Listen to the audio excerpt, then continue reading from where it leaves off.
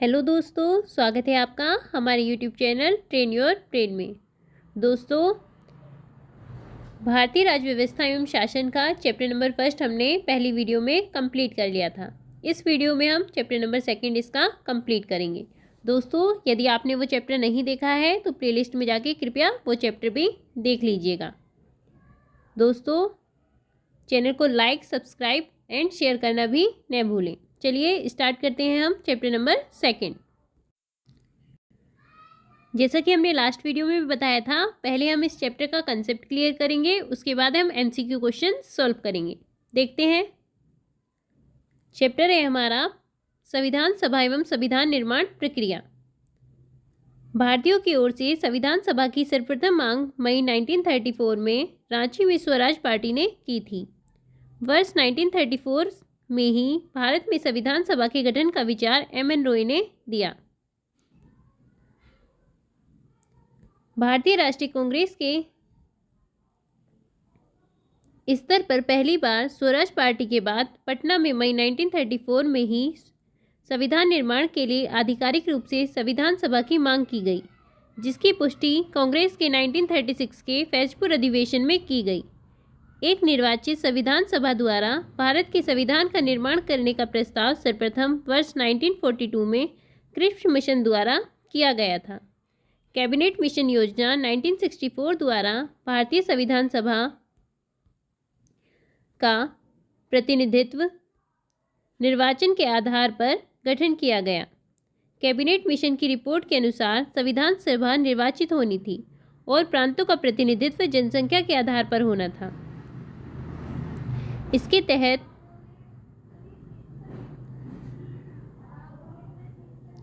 मोटे तौर पर प्रति 10 लाख व्यक्तियों पर एक प्रतिनिधि के निर्वाचन की व्यवस्था प्रस्तावित थी।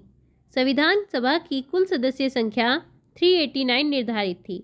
इनमें से 296 सीटें ब्रिटिश भारत को, 93 सीटें देशी रियासतों को आवंटित की जानी थी। ब्रिटिश भारत को आवंटित 296 सीटों में से 292 सदस्यों का चुनाव 11 गवर्नरों के प्रांतों से और 4 का चुनाव जो होना था वो मुख्य आयुक्तों के प्रांतों से किया जाना था।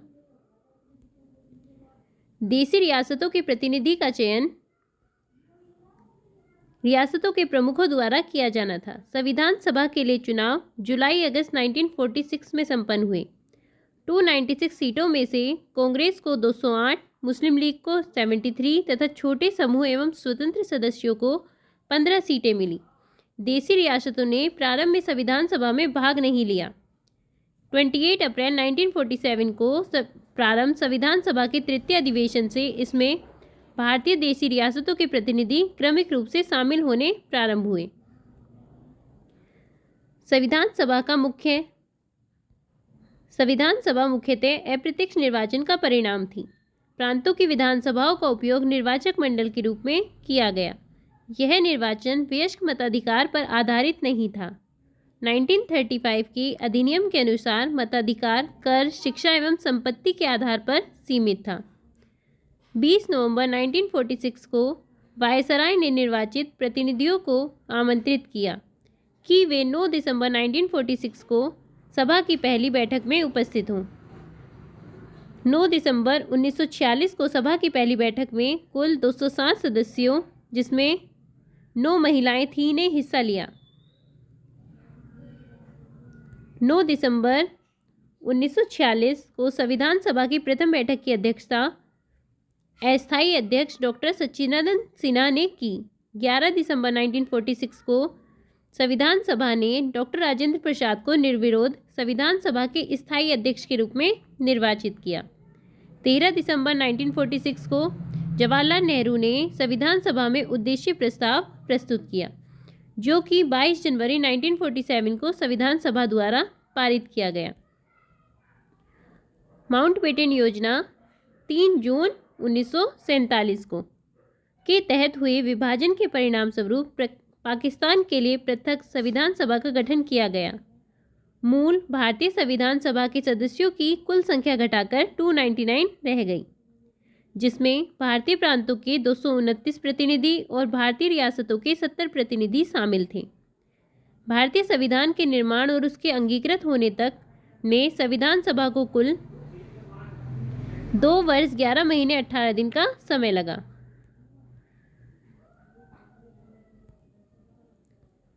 लोकसभा और राज्यसभा की वेबसाइट पर इस संदर्भ में 2 वर्ष 11 माह और 17 दिन का समय मिलता है, जिसका कारण संभवतः संविधान सभा द्वारा अंगीकृत किए जाने के दिन को संविधान के निर्माण की अवधि में शामिल न किया जाना है।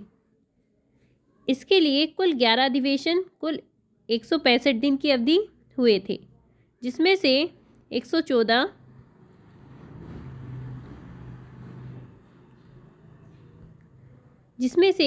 दिन संविधान के प्रारूप पर विचार किया गया था। 11वें अधिवेशन के अंतिम दिन 26 नवंबर 1949 को संविधान को अंगीकृत किया गया था। इन 11 अधिवेशनों के अतिरिक्त संविधान सभा पुनः 24 जनवरी 1950 को समवेत हुई, जब सदस्यों द्वारा भारत के संविधान पर हस्ताक्षर कितने सदस्य थे? 284 सदस्यों द्वारा किए गए थे। भारतीय संविधान के निर्माण के समय B.N. राव बेनेगल नरसिंह राव को संवैधानिक सलाहकार नियुक्त किया गया था। 26 नवंबर 1949 को भारत के लोगों द्वारा संविधान को अंगीकृत, अधिनियमित और आत्मार्पित किया गया। संविधान पूर्ण रूप से 26 जनवरी 1950 को लागू हुआ। भारतीय संविधान में कुल महिला सदस्यों की संख्या 15 थी। उनके नाम इस प्रकार हैं: विजयलक्ष्मी पंडित, राजकुमारी अमृत कौर, सरोजनी नायडू, सुचेता कृपलानी, पूर्णिमा बनर्जी, लीला राय, जी दुर्गाबाई, हंसा मेहता, कमला चौधरी, रेणुका रे, मालती चौधरी, दक्षायनी वेलायुधन, बेगम अजाज रसूल, एनी मस्करनी तथा अम्मू स्वामीनाथन। ग्रेनविल ऑस्टिन ने कहा था कि संविधान सभा कांग्रेस थी और कांग्रेस भारत। 2 सितंबर 1946 को अंतरिम सरकार का गठन किया गया। इसमें मुस्लिम लीग के सदस्य शामिल नहीं हुए, हालांकि उनके शामिल होने के लिए विकल्प खुला रखा गया था। अनंतः 26 अक्टूबर 1946 को जब सरकार का पुनर्गठन किया गया, तब मुस्लिम लीग के 5 प्रतिनिधियों को कैबिनेट में शामिल किया गया। अब देखते हैं हम प्रश्न कोश। नंबर फर्स्ट क्वेश्चन है हमारा, भारत के लिए संविधान की रचना हेतु संविधान सभा का विचार निम्नलिखित में से किसने सर्वप्रथम प्रस्तुत किया था? संविधान सभा का विचार सर्वप्रथम किसने प्रस्तुत किया था? स्वराज पार्टी ने 1934 में। एक्सप्लेनेशन देखते हैं इसकी। मई 1934 में रांची में स्वराज पार्टी ने आत्मनिर्णय के अधिकार की मांग की और एक प्रस्ताव पारित किया, जिसमें कहा गया कि वयस्क मताधिकार के आधार पर निर्वाचित भारतीय प्रतिनिधियों की एक संविधान सभा होगी, जो संविधान का निर्माण करेगी। भारतीयों की ओर से संविधान सभा की मांग करने का यह प्रथम अवसर था। कब की गई थी? 1934 के रांची अधिवेशन में। नेक्स्ट क्वेश्चन, स्वतंत्रता के पूर्व के दिनों में प्रारंभ किसने संविधान निर्मात्री सभा का विचार प्रस्तुत किया था? स्वतंत्रता के पूर्व के दिनों में प्रारंभ में किसने संविधान निर्मात्री सभा का विचार प्रस्तुत किया था? नंबर फर्स्ट है option M.N. Roy, B.R. Ambedkar, Annie Besant और जवाहरलाल नेहरू। क्या है इसका answer? M.N. Roy. Option number A, संविधान निर्मात्री सभा का विचार किसने प्रस्तुत किया? M.N. रॉय ने। नेक्स्ट क्वेश्चन, एक निर्वाचित संविधान सभा द्वारा भारत के संविधान का निर्माण करने का प्रस्ताव किया गया था। निर्वाचित संविधान सभा के द्वारा भारत के संविधान का निर्माण करने का प्रस्ताव किसने रखा था? क्रिप्स मिशन ने रखा था कि एक निर्वाचित संविधान सभा हो जिसके द्वारा संविधान का निर्माण किया जाए। किसने कहा? क्रिप्स मिशन ने। एक्सप्लेनेशन देखते हैं इसकी।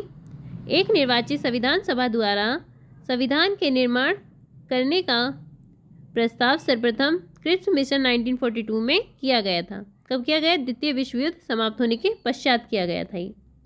नेक्स्ट क्वेश्चन, कैबिनेट मिशन योजना के अंतर्गत संविधान निर्मात्री परिषद में प्रत्येक प्रांत को आवंटित सदस्य संख्या निर्धारित करने के लिए एक प्रतिनिधि कितनी जनसंख्या के अनुपात में था? 10 लाख व्यक्ति।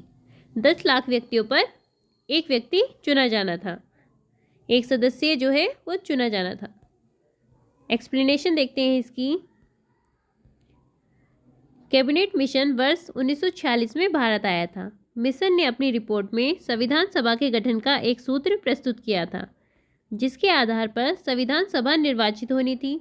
प्रांतों का प्रतिनिधित्व जनसंख्या के आधार पर होना था, जिसके तहत मोटे तौर पर प्रति 10 लाख व्यक्तियों के ऊपर एक प्रतिनिधि के निर्वाचन की व्यवस्था प्रस्तावित थी। नेक्स्ट क्वेश्चन है, इन व्यक्तियों में से कौन कैबिनेट मिशन का सदस्य नहीं था? कैबिनेट मिशन का सदस्य कौन नहीं था? पी, ए, सी। पी से पैथिक लॉरेंस, ए से ए.बी. अलेक्जेंडर और सी से स्टैफोर्ड क्रिप्स। कौन कौन थे? पी, ए, सी थे इसके सदस्य। कौन नहीं है? विलियम वुड इसका सदस्य नहीं था। कैबिनेट मिशन का सदस्य कौन नहीं था? William would. एक्सप्लेनेशन देखते हैं इसकी। कैबिनेट मिशन मार्च 1946 में भारत पहुंचा। इस मिशन के सदस्य स्टैफोर्ड क्रिप्स, पैथिक लॉरेंस और ए.बी. अलेक्जेंडर थे। नेक्स्ट क्वेश्चन, भारतीय संविधान सभा का गठन किया गया था। भारतीय संविधान सभा का गठन किसके आधार पर किया गया था? कैबिनेट मिशन योजना के आधार पर। इसका आंसर है option number C, cabinet mission योजना 1946 के आधार पर। भारतीय संविधान सभा का प्रातिनिधिक निर्वाचन के आधार पर गठन कैबिनेट मिशन योजना 1946 के अंतर्गत किया गया था। नेक्स्ट क्वेश्चन देखते हैं। 1946 में निर्मित अंतरिम सरकार में कार्यपालिका परिषद के उपसभापति थे। कार्यपालिका परिषद के उपसभापति कौन थे? जवाहरलाल नेहरू थे अंतरिम सरकार में। Option number A. एक्सप्लेनेशन, 24 अगस्त 1946 को अंतरिम राष्ट्रीय सरकार की घोषणा इस व्यवस्था के साथ की गई कि अंतरिम सरकार 2 सितंबर 1946 को कार्यभार संभालेगी। वायसराय इसमें कार्यपालिका परिषद का पदेन अध्यक्ष था तथा जवाहरलाल नेहरू को उपाध्यक्ष या उपसभापति बनाया गया। निम्नलिखित में से कौन अगस्त 1946 में गठित प्रथम अंतरिम राष्ट्रीय सरकार का सदस्य नहीं था? प्रथम अंतरिम राष्ट्रीय सरकार का सदस्य कौन नहीं था? Option number C, doctor S Radhakrishnan नहीं थे। देखते हैं इसकी एक्सप्लेनेशन। कैबिनेट मिशन योजना के आधार पर 24 अगस्त 1946 की घोषणा के तहत नवनिर्वाचित संविधान सभा से 2 सितंबर 1946 को भारत की अंतरिम सरकार का गठन किया गया था। कब किया गया? 2 सितंबर 1946 को अंतरिम सरकार का गठन। इसमें सी राजगोपालाचारी शिक्षा मंत्री थे, डॉक्टर राजेंद्र प्रसाद खाद्य एवं कृषि मंत्री थे, जगजीवन राम श्रम मंत्री थे, जबकि डॉक्टर एस राधाकृष्ण इस प्रथम अंतरिम राष्ट्रीय सरकार के सदस्य नहीं थे। डॉक्टर एस राधाकृष्ण सदस्य नहीं थे, जबकि डॉक्टर राजेंद्र प्रसाद भी थे, सी राजगोपालाचारी भी थे और जगजीवन राम भी थे। नेक्स्ट क्वेश्चन है, वेवेल योजना के अनुसार कार्यकारी परिषद में हिंदू और मुस्लिम सदस्यों की संख्या समान होनी थी। वेवेल का विचार था कि ऐसी व्यवस्था से भारत का बंटवारा बच जाता। इसका है ऑप्शन नंबर, कथन और कारण दोनों सही हैं और कथन कारण का सही स्पष्टीकरण है। नंबर सेकंड बी है, कथन और कारण दोनों सही हैं किंतु कारण कथन का सही स्पष्टीकरण नहीं है। कथन सही है पर कारण गलत है, कथन गलत है पर कारण सही है। इसका है ऑप्शन नंबर सी आंसर, कथन सही है पर कारण गलत है। एक्सप्लेनेशन देखते हैं इसकी।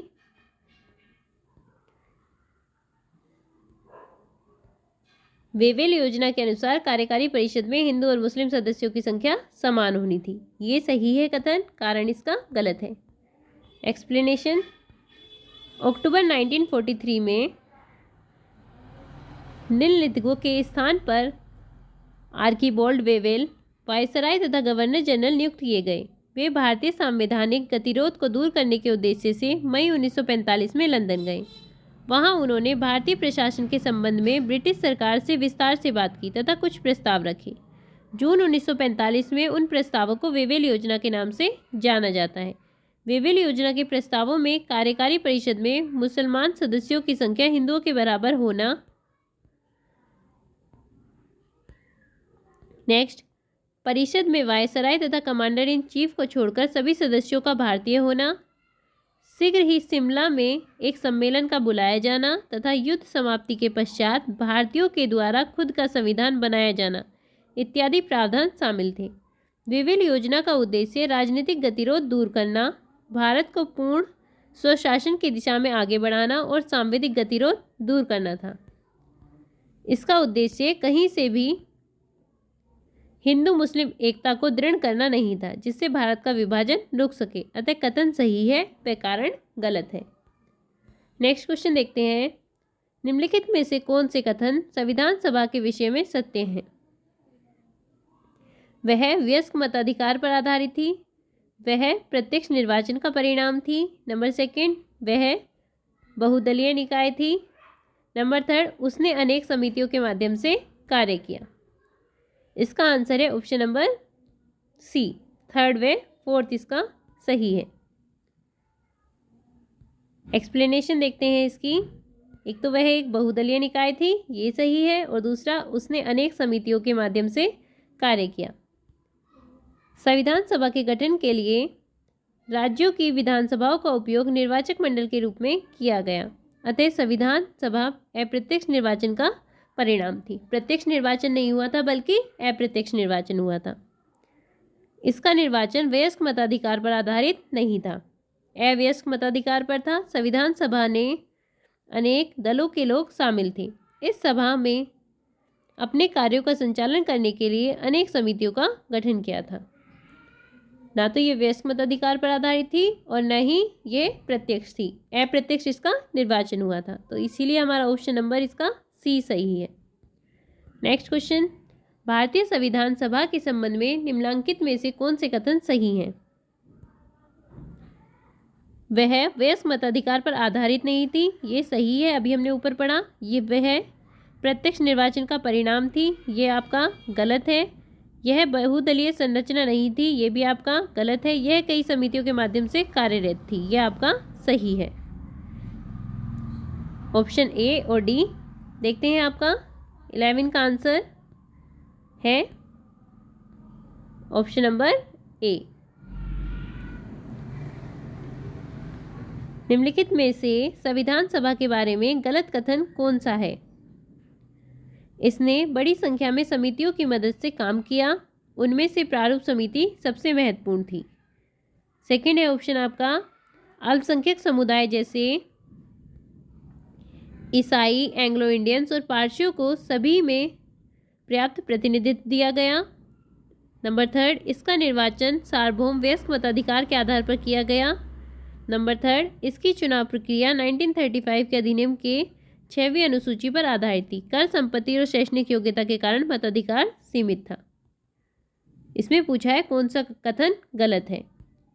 अभी हमने ऊपर पढ़ा था कि इसका निर्वाचन जो था वयस्क मताधिकार पर आधारित नहीं था, इसीलिए इसका ऑप्शन ये वाला गलत है। देखते हैं एक्सप्लेनेशन। संविधान सभा के सदस्यों का निर्वाचन प्रांतीय विधानसभाओं के सदस्यों द्वारा अप्रत्यक्ष निर्वाचन के आधार पर हुआ था, न कि सार्वभौम वयस्क मताधिकार के आधार पर। कर, संपत्ति और शैक्षणिक योग्यता के आधार पर मताधिकार प्रदान किया गया था, सभी को मताधिकार प्राप्त नहीं था। कर के, संपत्ति के और शैक्षणिक योग्यता के आधार पर वोट करने का अधिकार दिया गया था। देखते हैं आगे नेक्स्ट क्वेश्चन। भारत के संविधान का प्रारूप तैयार करने वाली संविधान सभा के सदस्यों को ऑप्शन नंबर सी विभिन्न प्रांतों की विधानसभाओं द्वारा चुना गया था। संविधान सभा के जो सदस्य थे वो विभिन्न प्रांतों की विधानसभाओं के द्वारा चुने गए थे। नेक्स्ट क्वेश्चन देखते हैं। भारतीय इतिहास के संदर्भ में प्रांतों से संविधान सभा के सदस्य प्रांतीय विधानसभाओं द्वारा निर्वाचित हुए थे। विभिन्न राज्यों की प्रांतीय विधानसभाओं के द्वारा निर्वाचित हुए थे। नेक्स्ट क्वेश्चन, संविधान सभा में सदस्यों का चुनाव कैसे हुआ था? संविधान सभा में सदस्यों का चुनाव प्रांतीय विधानसभाओं के द्वारा हुआ था। Option number D. Next question, संविधान सभा के चुने हुए स्थायी अध्यक्ष कौन थे?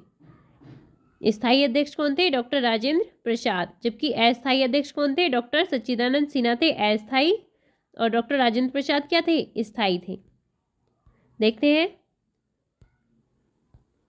9 दिसंबर 1946 को संविधान सभा की प्रथम बैठक की अध्यक्षता अस्थायी अध्यक्ष डॉक्टर सच्चिदानंद सिन्हा ने की थी। 11 दिसंबर 1946 को संविधान सभा ने डॉक्टर राजेंद्र प्रसाद को निर्विरोध संविधान सभा के स्थायी अध्यक्ष के रूप में निर्वाचित किया। नेक्स्ट क्वेश्चन, संविधान सभा की प्रथम बैठक की अध्यक्षता किसने की थी? प्रथम बैठक की अध्यक्षता की थी डॉक्टर सच्चिदानंद सिन्हा ने। वो क्या थे? अस्थायी अध्यक्ष थे। भारतीय संविधान सभा के उद्घाटन अधिवेशन की अध्यक्षता किसने की थी? जब उद्घाटन हुआ था तब किसने की थी? डॉक्टर सच्चिदानंद सिन्हा ने। पहली बैठक की या फिर उद्घाटन अधिवेशन की, दोनों में ही क्या आएगा? डॉक्टर सच्चिदानंद सिन्हा। कैसे थे? अस्थायी अध्यक्ष थे। नेक्स्ट, भारत की संविधान निर्मात्री सभा के अध्यक्ष कौन थे? भारत की संविधान निर्मात्री सभा के अध्यक्ष जो थे वो डॉक्टर राजेंद्र प्रसाद थे। जो स्थायी अध्यक्ष थे वो भी डॉक्टर राजेंद्र प्रसाद थे। नेक्स्ट क्वेश्चन, एक ही क्वेश्चन को आपसे 2-3 बार घुमा के भी पूछा जा सकता है। नेक्स्ट क्वेश्चन है आपका क्वेश्चन नंबर 20, स्वतंत्र भारत की संविधान सभा के अध्यक्ष कौन थे?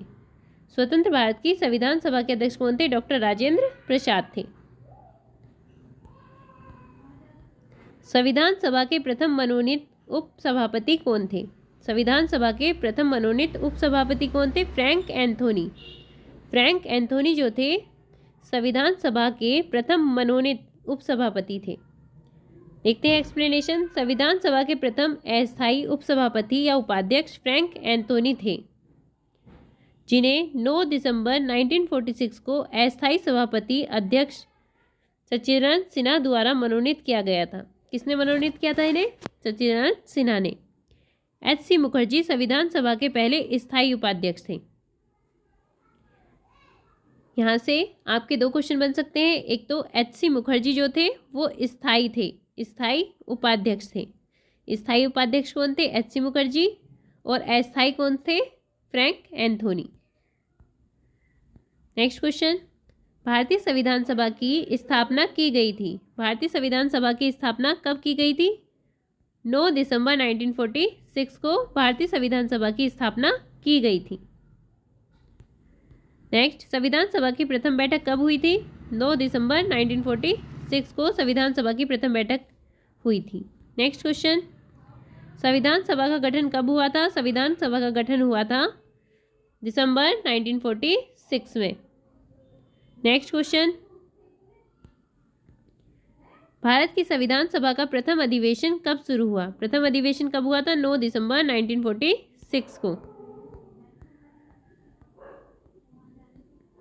नेक्स्ट क्वेश्चन, भारतीय संविधान सभा की पहली बैठक कब हुई थी? संविधान सभा की पहली बैठक, यही क्वेश्चन कितनी बार पूछा गया है देखो, 9 दिसंबर 1946 को। नेक्स्ट, भारत को एक संविधान देने का प्रस्ताव संविधान सभा द्वारा पारित किया गया था। संविधान देने का प्रस्ताव कब पारित किया गया था संविधान सभा के द्वारा? 22 जनवरी 1947 को। एक्सप्लेनेशन देखते हैं इसकी। 22 जनवरी 1947 को संविधान सभा द्वारा भारत को एक संविधान देने का उद्देश्य प्रस्ताव पारित किया गया। उद्देश्य प्रस्ताव को 13 दिसंबर 1946 को संविधान सभा में जवाहरलाल नेहरू ने पेश किया था। पेश किया था कब? 13 दिसंबर 1946 को। किसके द्वारा? जवाहरलाल नेहरू के द्वारा। और उसे पारित कब किया गया? 22 जनवरी 1947 को। आगे चलकर यही उद्देश्य प्रस्तावना का प्रारूप बना। नेक्स्ट क्वेश्चन, संविधान सभा के सम्मुख संविधान की प्रस्तावना का प्रस्ताव किसने रखा? संविधान सभा के सम्मुख संविधान की प्रस्तावना का प्रस्ताव किसने रखा था? जवाहरलाल नेहरू ने रखा था 13 दिसंबर 1946 को। संविधान सभा में उद्देश्य प्रस्ताव निम्न में से किसके द्वारा प्रस्तुत किया गया था? उद्देश्य प्रस्ताव किसने पेश किया था? जवाहरलाल नेहरू ने।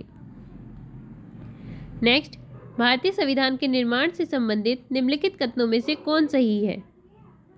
नंबर फर्स्ट है इसका, पंडित नेहरू के उद्देश्य प्रस्ताव का जो संविधान सभा द्वारा स्वीकार किया गया था संविधान के निर्माण पर असर था। उद्देशिका बहुत महत्वपूर्ण उद्देश्यों की पूर्ति करती है।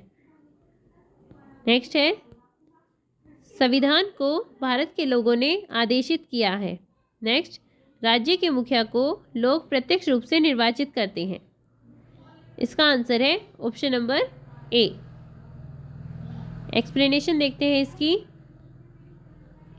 भारतीय संविधान के तहत राज्य के मुखिया अर्थात राष्ट्रपति का निर्वाचन लोगों के द्वारा प्रत्यक्ष नहीं बल्कि अप्रत्यक्ष रूप से जनप्रतिनिधियों यानी कि संसद एवं विधानसभा के निर्वाचित सदस्यों के माध्यम से किया जाता है। राष्ट्रपति का चुनाव जो होता है वो अप्रत्यक्ष रूप से होता है। पहले हम लोकसभा और राज्यसभा के सदस्यों को चुनते हैं, फिर उनके द्वारा जो है राष्ट्रपति का चुनाव होता है। राष्ट्रपति के चुनाव में कौन कौन पार्टिसिपेट करता है? लोकसभा और राज्यसभा के निर्वाचित सदस्य, सभी राज्यों की विधानसभाओं के निर्वाचित सदस्य और दिल्ली और पौंडीचेरी के विधानसभाओं के निर्वाचित सदस्य पार्टिसिपेट करते हैं। इसमें मनोनीत सदस्य पार्टिसिपेट नहीं करते हैं। नेक्स्ट क्वेश्चन है आपका, भारतीय संविधान को बनाने हेतु भारतीय संविधान सभा के कुल कितने अधिवेशन हुए थे? संविधान को बनाने के लिए संविधान सभा के कुल कितने अधिवेशन हुए थे? 12। एक्सप्लेनेशन देखते हैं। भारतीय संविधान के निर्माण में संविधान सभा को 2 वर्ष 11 माह व 18 दिन का समय लगा था। इस दौरान कुल 11 अधिवेशन हुए थे। कितने दिन तक? 165 दिन तक। 11वें अधिवेशन के अंतिम दिन 26 नवंबर 1949 को संविधान को अंगीकृत किया गया था। इन 11 अधिवेशनों के अतिरिक्त संविधान सभा पुनः 24 जनवरी 1950 को समवेत हुई थी, जबकि सदस्यों द्वारा भारत के संविधान पर हस्ताक्षर किए गए थे। नेक्स्ट है, भारत की संविधान सभा की अंतिम बैठक की सही तिथि को बताइए। अंतिम बैठक कब हुई थी? अंतिम बैठक हुई थी 24 जनवरी 1950 को। नेक्स्ट क्वेश्चन, भारत के संविधान के निर्माण में संविधान सभा को कितना समय लगा? 2 वर्ष 11 माह और 18 दिन। Option number A. Next question, सूची फर्स्ट और सूची सेकंड को सुमेलित कीजिए। संविधान सभा के पहले उपाध्यक्ष?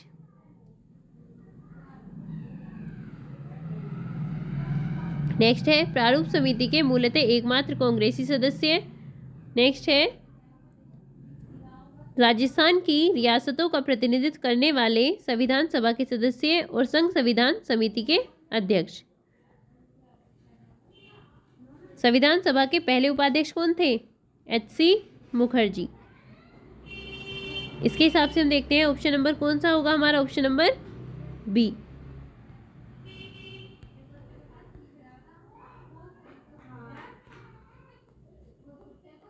संविधान सभा के पहले उपाध्यक्ष हैं एच.सी. मुखर्जी। नेक्स्ट, प्रारूप समिति के मूलतः एकमात्र कांग्रेसी सदस्य के.एम. मुंशी। राजस्थान की रियासतों का प्रतिनिधित्व करने वाले संविधान सभा के अध्यक्ष कौन थे? वी.टी. कृष्णमाचारी। और संघ संविधान समिति के अध्यक्ष कौन थे? जवाहरलाल नेहरू थे। Option number B. Next question देखते हैं, एक्सप्लेनेशन देखते हैं इसकी। संविधान सभा के पहले उपाध्यक्ष एच.सी. मुखर्जी, प्रारूप समिति के मूलतः एकमात्र कांग्रेसी सदस्य के.एम. मुंशी, राजस्थान की रियासतों का प्रतिनिधित्व करने वाले संविधान सभा के सदस्य वी.टी. कृष्णमाचारी, संघ संविधान समिति के अध्यक्ष जवाहरलाल नेहरू थे। संविधान सभा के पहले अस्थायी उपाध्यक्ष फ्रैंक एंथोनी थे, जिन्हें 9 दिसंबर 1946 को अस्थायी अध्यक्ष सच्चिदानंद सिन्हा द्वारा नामित किया गया था। और एच.सी. मुखर्जी जो थे वो स्थायी उपाध्यक्ष थे। नेक्स्ट, भारतीय संविधान के निर्माण के समय सांविधिक सलाहकार कौन थे? सांविधिक सलाहकार कौन थे? बी.एन. राव थे। भारतीय संविधान के निर्माण के समय बी.एन. राव, बेनेगल नरसिंह राव सांविधिक सलाहकार थे। नेक्स्ट क्वेश्चन, भारतीय संविधान का प्रथम प्रारूप तैयार किया गया था। प्रथम प्रारूप जो था वो किसने तैयार किया था? बी.एन. राव ने। किसने? बी.एन. राव ने प्रथम प्रारूप तैयार किया था। संविधान सभा के सांविधानिक सलाहकार बी.एन. राव द्वारा संविधान का पहला प्रारूप तैयार किया गया था, जिस पर विचार एवं परिवर्तन करके प्रारूप समिति द्वारा संविधान सभा के समक्ष संविधान का मसौदा प्रस्तुत किया गया। बी.एन. राव के मूल प्रारूपों में 243 अनुच्छेद और 13 अनुसूचियां थी। नेक्स्ट क्वेश्चन, भारतीय संविधान सभा में भारतीय संविधान का तृतीय वाचन कब प्रारंभ किया हुआ था? संविधान सभा का तृतीय वाचन, इनमें से कोई सा भी ऑप्शन सही नहीं है। संविधान सभा में संविधान सभा का तृतीय वाचन 17 नवंबर 1949 से प्रारंभ हुआ और 26 नवंबर 1949 तक चला। 17 नवंबर को प्रारंभ हुआ था 1949 में, 17 नवंबर।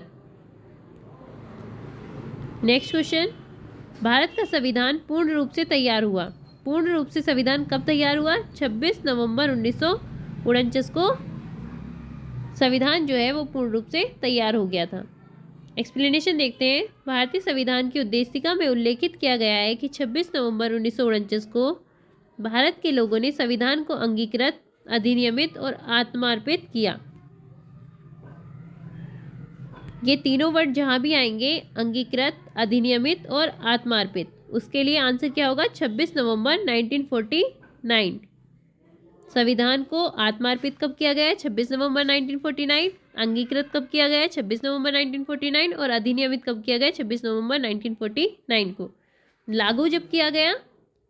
26 जनवरी 1950। संविधान को अपनाने, उसके पूर्ण होने, पारित होने तथा उसको अंतिम रूप देने की तारीख 26 नवंबर 1949 को ही माना जाता है। इसी दिन नागरिकता, अंत्यकालीन संसद, अस्थायी और संक्रमणकालीन उपबंध लागू हो गए थे। तथापि संविधान के शेष उपबंध 26 जनवरी 1950 से प्रभावी हुए। अतः संविधान के पूर्ण रूप से लागू तथा पूर्ण रूप से क्रियान्वित होने की तिथि के रूप में 26 जनवरी 1950 को ग्रहण करते हैं। नेक्स्ट क्वेश्चन, भारतीय संविधान को संविधान सभा द्वारा अंगीकृत किया गया। कब अंगीकृत किया गया? 26 नवंबर 1949 को। नेक्स्ट क्वेश्चन, संविधान सभा द्वारा भारतीय संविधान को स्वीकृत किया गया। स्वीकृत कब किया गया? 26 नवंबर 1949 को। नेक्स्ट क्वेश्चन, भारत का संविधान किस तिथि को अपनाया गया? भारत का संविधान 26 नवंबर 1949 को अपनाया गया। नेक्स्ट, भारतीय संविधान कब लागू हुआ? लागू कब हुआ था? 26 जनवरी 1950 को। नेक्स्ट क्वेश्चन, संविधान को 26 जनवरी के दिन लागू करने का निर्णय इसलिए किया गया क्योंकि कांग्रेस ने इस तिथि को 1930 में स्वतंत्रता दिवस के रूप में मनाया था। 26 जनवरी को ही संविधान क्यों लागू किया गया? क्योंकि कांग्रेस ने इस तिथि को 1930 में स्वतंत्रता दिवस के रूप में मनाया था। एक्सप्लेनेशन देखते हैं इसकी। भारतीय राष्ट्रीय कांग्रेस के लाहौर अधिवेशन दिसंबर 1929 में पूर्ण स्वराज की घोषणा की गई थी। 26 जनवरी को स्वतंत्रता दिवस के रूप में मनाए जाने का संकल्प लिया गया। आज़ादी के पूर्व तक 26 जनवरी को स्वतंत्रता दिवस के रूप में मनाया जाता रहा, परंतु 15 अगस्त 1947 को स्वतंत्र हो गया। भारत जो था वो 15 अगस्त 1947 को स्वतंत्र हुआ। तब से प्रत्येक वर्ष 15 अगस्त को स्वाधीनता दिवस के रूप में मनाया जाने लगा, जबकि स्वतंत्रता प्राप्ति के पश्चात 26 जनवरी की तिथि को अविस्मरणीय बनाने हेतु संविधान को पूर्णतः 26 जनवरी 1950 को लागू किया गया।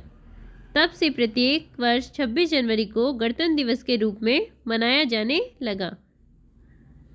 नेक्स्ट क्वेश्चन, भारतीय संविधान दिवस मनाया जाता है। भारतीय संविधान दिवस कब मनाया जाता है? 26 नवंबर को। भारतीय संविधान दिवस 26 नवंबर को मनाया जाता है।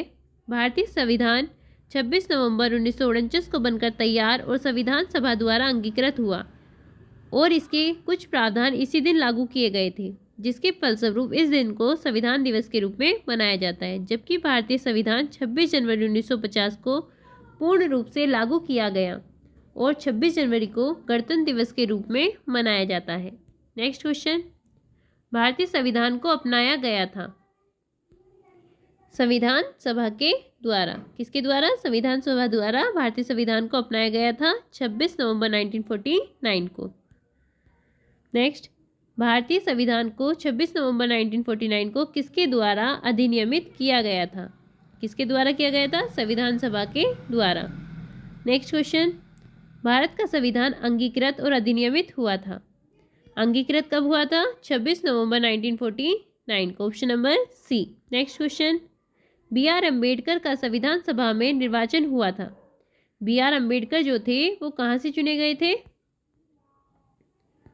इसका आंसर पश्चिम बंगाल से, बम्बई प्रेसिडेंसी से।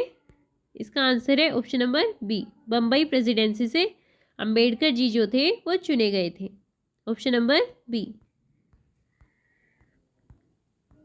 एक्सप्लेनेशन देखते हैं इसकी।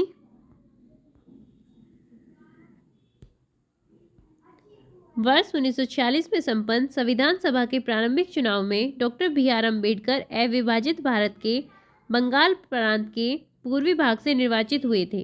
बाद में यह क्षेत्र पाकिस्तान में चले जाने के कारण डॉक्टर अम्बेडकर भारतीय गणराज्य के बम्बई प्रेसिडेंसी के पूना संसदीय क्षेत्र से उपचुनाव में निर्वाचित होकर भारतीय संविधान सभा में सम्मिलित हुए। पहले ये बंगाल प्रांत से थे, पर उसके बाद क्या हुआ, जब पार्टीशन हुआ पाकिस्तान का, तब भारत और पाकिस्तान का, तो यह क्षेत्र कहाँ चला गया था, पाकिस्तान में, जिसके कारण क्या हुआ, फिर ये बम्बई प्रेसिडेंसी से चुने गए। पूना सीट उनके लिए कांग्रेस की KMR जयकर ने त्यागपत्र देकर रिक्त की थी। इसके लिए किसने त्यागपत्र दिया था?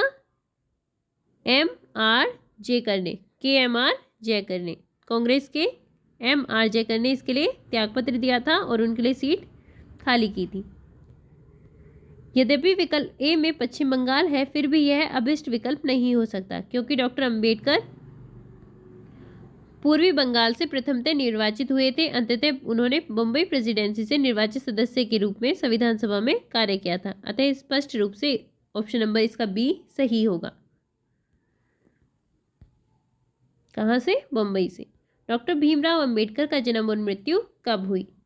Doctor B.R. अम्बेडकर जी की जन्म और मृत्यु कब हुई थी? ऑप्शन नंबर बी, 1891 को जन्म हुआ और मृत्यु हुई 1956 को। एक्सप्लेनेशन देखते हैं। भारतीय संविधान निर्माण में मुख्य भूमिका निभाने वाले डॉक्टर B.R. अम्बेडकर का जन्म 14 अप्रैल 1891 को महू मध्य प्रदेश में हुआ था और मृत्यु 6 दिसंबर 1956 को दिल्ली में हुई। दिल्ली में मृत्यु हुई थी और महू मध्य प्रदेश में जन्म हुआ था 14 अप्रैल 1891 को और 6 दिसंबर 1956 को मृत्यु हुई।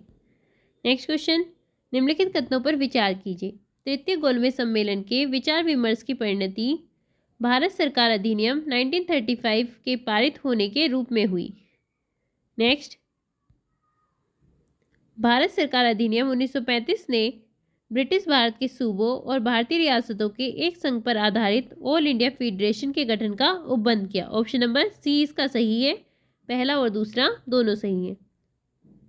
एक्सप्लेनेशन देखते हैं इसकी। नवंबर-दिसंबर 1932 में लंदन में आयोजित तीसरे और अंतिम गोलमेज सम्मेलन में कांग्रेस ने भाग नहीं लिया था। कांग्रेस ने केवल दूसरे सम्मेलन में भाग लिया था। इस सम्मेलन में भारत सरकार अधिनियम 1935 के लिए एक ठोस योजना को अंतिम रूप से पेश किया गया था। इसमें ब्रिटिश भारत के सूबों और भारतीय रियासतों के एक संघ पर आधारित ऑल इंडिया फेडरेशन के गठन का प्रावधान किया गया था। नेक्स्ट क्वेश्चन, भारत का संविधान देश की आवश्यकताओं की पूर्ति करता है। इसको एक गृहीत संविधान कहा जाता है। ऑप्शन नंबर बी इसका सही है। ए व आर दोनों सत्य हैं। भारत का संविधान देश की आवश्यकताओं की पूर्ति करता है, ये भी सत्य है, और इसको एक गृहीत संविधान कहा जाता है क्योंकि इसमें हमने बहुत सारे प्रावधान अन्य देशों से लिए हैं, इसलिए ये दोनों सत्य हैं, परंतु आर जो है वो ए का सही स्पष्टीकरण नहीं है। एक्सप्लेनेशन देखते हैं। भारत का संविधान देश की आवश्यकताओं की पूर्ति करने में पूर्णतः सक्षम है तथा भावी आवश्यकताओं के मद्देनजर इसमें संशोधन संबंधी प्रावधान भी हैं। दूसरी ओर इसमें विभिन्न देशों के संविधानों से तथ्य एवं विचार ग्रहण किए गए हैं, अतः इसे एक गृहीत संविधान भी कहा जा सकता है। इस प्रकार कथन एवं कारण दोनों सही हैं, परंतु कारण कथन का सही स्पष्टीकरण नहीं है। नेक्स्ट क्वेश्चन, संविधान सभा में वयस्क मताधिकार को 15 वर्ष के लिए स्थगित करने की बात की थी। संविधान सभा में वयस्क मताधिकार को 15 वर्ष के लिए स्थगित करने की मांग किसने की थी? मौलाना आज़ाद ने। किसने? मौलाना आज़ाद ने। एक्सप्लेनेशन देखते हैं। संविधान सभा में वयस्क मताधिकार विषय पर बहस के दौरान मौलाना अबुल कलाम आज़ाद ने वयस्क मताधिकार को 15 वर्षों के लिए स्थगित करने की वकालत की थी, किंतु डॉक्टर राजेंद्र प्रसाद व पंडित जवाहरलाल नेहरू ने जोरदार ढंग से इसे अपनाने के लिए इसका समर्थन किया था। समर्थन किसने किया था? डॉक्टर राजेंद्र प्रसाद ने और पंडित जवाहरलाल नेहरू ने, और विरोध किया था अबुल कलाम आज़ाद ने। नेक्स्ट क्वेश्चन, निम्नलिखित में से किसने सुझाव दिया था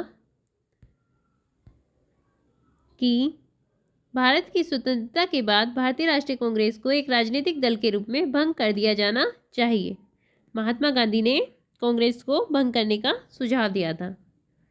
option number D. Next question, निम्नलिखित में से किसने कहा था एक संविधान एक मशीन की तरह बेजान चीज है, इसमें वे लोग जीवन फूंकते हैं जो इसका नियंत्रण करते हैं। भारत में कुछ ईमानदार लोगों की आवश्यकता है जिनके लिए राष्ट्रीय हित ही सर्वोपरि है। किसका कथन था ये? डॉक्टर राजेंद्र प्रसाद का। एक संविधान एक मशीन की तरह बेजान चीज है, इसमें वे लोग जीवन फूंकते हैं जो इसका नियंत्रण करते हैं। भारत में बस कुछ ईमानदार लोगों की आवश्यकता है जिनके लिए राष्ट्रीय हित ही सर्वोपरि है। किसका कथन है? डॉक्टर राजेंद्र प्रसाद का। नेक्स्ट क्वेश्चन, अपनी राष्ट्रवादी प्रतिक्रिया में भारतीय संविधान के निर्माताओं ने अल्पसंख्यकों के हितों तथा भावनाओं के महत्व को कम करके आंका। ये किसने कहा? आइवर जेनिंग्स का। अल्पसंख्यकों के हितों और भावनाओं के महत्व को कम करके आंका संविधान निर्माताओं ने। ये किसका कथन था? आइवर जेनिंग्स ने ये कहा था। नेक्स्ट क्वेश्चन, किसने कहा था संविधान सभा कांग्रेस थी और कांग्रेस भारत था? संविधान सभा कांग्रेस थी और कांग्रेस भारत था, ये ऑस्टिन का कथन था।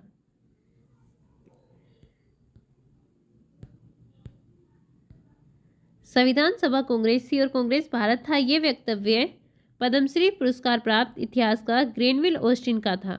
यह वक्तव्य उनकी पुस्तक द इंडियन कॉन्स्टिट्यूशन में वर्णित है। नेक्स्ट क्वेश्चन, भारतीय संविधान सभा में कुल कितनी महिला सदस्य थी? भारतीय संविधान सभा में महिला सदस्य कितनी थी? 15। इस तरीके से आपका ये चैप्टर 2 कंप्लीट हुआ। मिलते हैं आपसे नेक्स्ट वीडियो में।